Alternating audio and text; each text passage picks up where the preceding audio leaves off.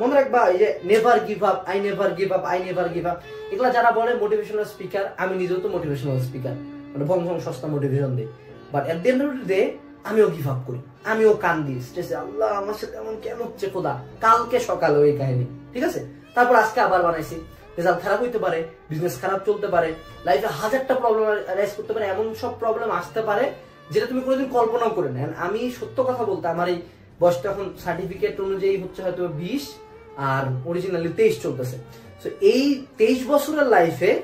আমি এমন এমন প্রবলেম ফেস করছি যেটা হয়তো আমার বয়সী কোনো মানুষ জীবনও ফেস করবে না, বাট আমাকে ফেস করতে হচ্ছে। এটার জন্য একটা পর্যায়ে আসলে আমরা গিভ আপ করতে বাধ্য হই। এমন অনেক দিন গেছে 2 থেকে 3 দিন আমি কোম্পানির কোনো কাজ করিনি, আমি 1 থেকে 2 মাস ভিডিও বানাইনি, আমি কিছু বইটাও ধরিনি, সারাদিন শুয়েছিলাম রুমের মধ্যে, সারাদিন হয়তো একটা একের পর এক সিগারেট খাই গেছি, okay I give up, okay give up করছি। বাট তার 1 থেকে 2 ঘন্টা পরে কানে আবার হেডফোন লাগিয়েছি, একটা মোটিভেশনাল গান শুনছি, নিজের প্রিভিয়াস লাইফ গুলো চিন্তা করছি, কিছু মানুষের ফেস আছে যাদেরকে চিন্তা করলাম রক্ত গরম হয়েছে, এগুলো চিন্তা করছি, okay I will have to get back up, okay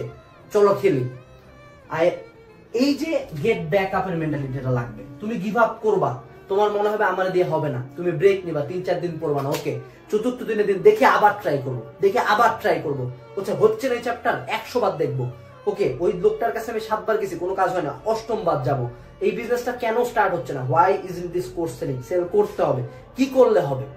gate back up, give up করবা বাট আবার উঠে দাঁড়াইতে হবে। ওই একটা বলে না যে